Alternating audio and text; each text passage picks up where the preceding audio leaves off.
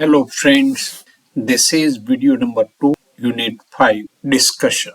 Friend, here is the word list or glossary. These words are used in your read. તમારા રીડમાં આ શબ્દો વપરાયેલા છે. અહીંયા હું એના ઉચ્ચાર સાથે વાંચી જઉં છું. તમે સાંભળો જેથી તમને વાંચવામાં અનુકૂળતા રહે. દરેકના મિનિંગ તેની સામે આપેલા છે જે તમારી બુકમાં પણ લગભગ તો તેને પણ સમજવા પ્રયત્ન કરો. જ્યાં ટેક્સ્ટમાં આવે ત્યાં એના કોન્ટેક્સ્ટમાં એને સમજવા પ્રયત્ન કરશો, સમજાઈ જશે. Now be ready, listen to. See first line, angora rub awesome chain chilly. મિત્રો અહીંયા આનો ઉચ્ચાર ચીલી થાય છે અને સ્પેનિશ વર્ડ છે તો એ રીતે. Then cute, disguise, domestic and downstage, drake, pull, erupt, fierce, fling, forwards, ghost, grumble, inaudible, people, phantom, chaos, rare, rock, sensation, ship, Twitter, wings. Okay, just you listen this twice, thrice, and then go. Now, this is one just event of the dialogue, and this is just learning outcome એટલે કે આટલું તમે learn કરો, શીખો, સમજો તો તમારામાંથી આ સમજ આવી જઈ હશે. આવે તો જ સાચું. એનો અર્થ એ કે ના આવે ત્યાં સુધી તમારે પ્રેક્ટિસ કરવી જોઈએ તો તમે એમાં સફળ થયા કહેવા. અહીંયા ડાયલોગ આપેલો છે. હું ડાયલોગ વાંચું છું અને સાંભળો. પછીથી પણ 2-3 વખત સાંભળી જાઓ. ત્યારબાદ તમારે 5-5ના ગ્રુપમાં વહેંચાઈ અને એનો રોલ પ્લે કરવાનો છે. 5 પૈકી એક વિદ્યાર્થી, one will be the leader and leader will read text given in blue color. Students will play the role of a student and a teacher. Then third will be student 1, fourth will be student 2, and except the teacher, other all will play the role of the students. So this way play. આ રીતે તમારે practice કરવાની છે. બોલવાની સારી practice થાય, સાંભળવાની સારી પ્રેક્ટિસ થાય અને સાથે સાથે ટેક્સ્ટમાં શું કહ્યું છે, શું આપ્યું છે, કોઈ શબ્દ શા માટે એવો વાપર્યો છે એ બધું સમજાય. So friends, now look at and listen to me. See, the scene opens in a classroom. It is chaotic, much shout, flighting of paper and pencil.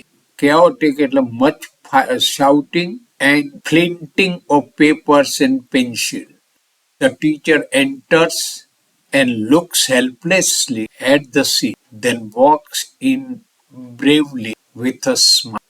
Teacher says, "Good morning, children." A moment's pause in the activities. Students say, "Good morning, Mr. Chawla." Then the chaos Mrs.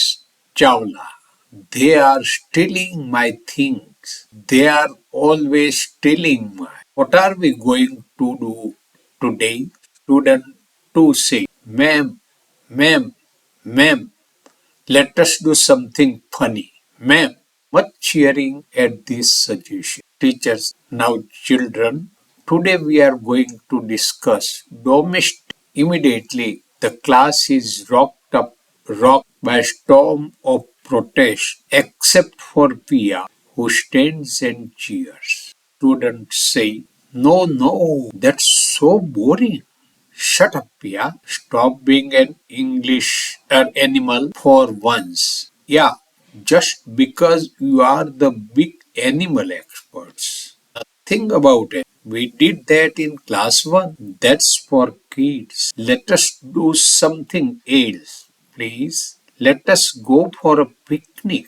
મિત્રો, તમે સાંભળ્યું છે, ધ્યાનથી સાંભળ્યું હશે. ફરીથી 2-3 વખત સાંભળી જાઓ એટલે કયું વાક્ય કેવી રીતે બોલવું, ક્યાં ભારપૂર્વક કયા શબ્દો બોલવા વગેરે તમને ખ્યાલ આવી જશે. ત્યારબાદ તમે આનો રોલ પ્લે મેં અગાઉ સૂચના આપી એ મુજબ કરો. ત્યારબાદ આ ટેક્સ્ટના રિલેટેડ અહીં પ્રશ્નો છે, એ પ્રશ્નોના જવાબ શોધો. એ સિવાય પણ કોઈક વસ્તુમાં તમને આઈડિયા આવે તો વિચારવું, એનો પ્રશ્ન કરવો, એમાં શું છે. દાખલા તરીકે અહીંયા છે કે first question, who are talking here? Who are talking here એવું કેમ? પણ સંવાદ છે એટલે એના પાત્રો ઉપરથી ખ્યાલ આવી. એમ કહ્યું છે કે answer in a phrase means એક ફ્રેઝ શબ્દનો સમૂહ જ તમારા જવાબમાં. તો ટીચર એન્ડ સ્ટુડન્ટ, કારણ કે બધા પાત્રોમાં એ જ રીતે સેકન્ડ ક્વેશ્ચન છે, describe the situation in 2 sentences. શરૂઆતમાં સિચ્યુએશન એટલે કેવી પરિસ્થિતિ ક્લાસમાં હતી જ્યારે ટીચર એન્ટર થયા, એ અહીં શરૂઆતમાં વર્ણવ્યું. એના આધારે તમારે. ત્રીજો question, is the talk formal or informal or semi formal? Give two supports.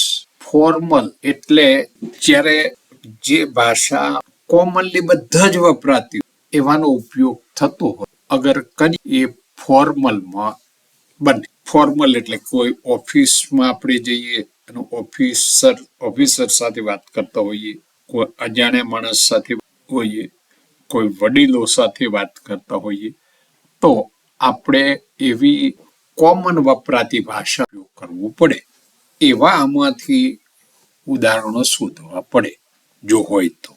કેટલાક ઇનફોર્મલમાં બે નજીક અથવા ખૂબ ઇન્ટિમેટ હોય, નજીકના સંબંધો વાળા, એ જ્યારે ભાષા બોલે ત્યારે એ ફોર્મલ રહે નહીં, પરંતુ એમને અનુકૂળ લાગે એવા હાવભાવ સાથે એવી હાવભાવ વાળી ભાષા બોલે. દાખલા તરીકે તમને અહીં કહું કે જો મેં આવા લેકા કરીને બોલવું, એ મેમ સાથે વિદ્યાર્થીઓના જે રિલેશન્સ છે, આત્મીયતા છે, એના કારણે કે અને એના સ્વભાવ 3 વખત 4 વખત મેમ છે, આ પણ એ રીતે. તો આવા બધા સપોર્ટ્સ આપવા પડે. એ કહ્યું નો ધેટ્સ સો બોરિંગ, તો એવા સપોર્ટ આપી શકશો. હુ ડઝ નોટ ચીયર એ શોધી કાઢવાનું. What was the teachers proposal? Proposal કર્યું એટલે ટીચર્સે એ દિવસે શું શીખવવાનું, શું કાર્ય કરવાનું કહ્યું, અને વોઝ ઇટ એક્સેપ્ટેડ? અને લાસ્ટ છે, what was the students proposal? વિદ્યાર્થીઓ શું? તો આ રીતે તમે આ પ્રશ્નોના જવાબ અંદરથી શોધો એટલે કે તમારી ટેક્સ્ટની સમજ આવી જાય. ઓકે મિત્રો, ગ્રુપમાં ચર્ચા કરો, શોધો, આન્સર્સની નોંધ કરો. You can match your answers with these given answers. If any mistake, you can correct. Okay, thank you friends. Bye bye. Come again when I call you.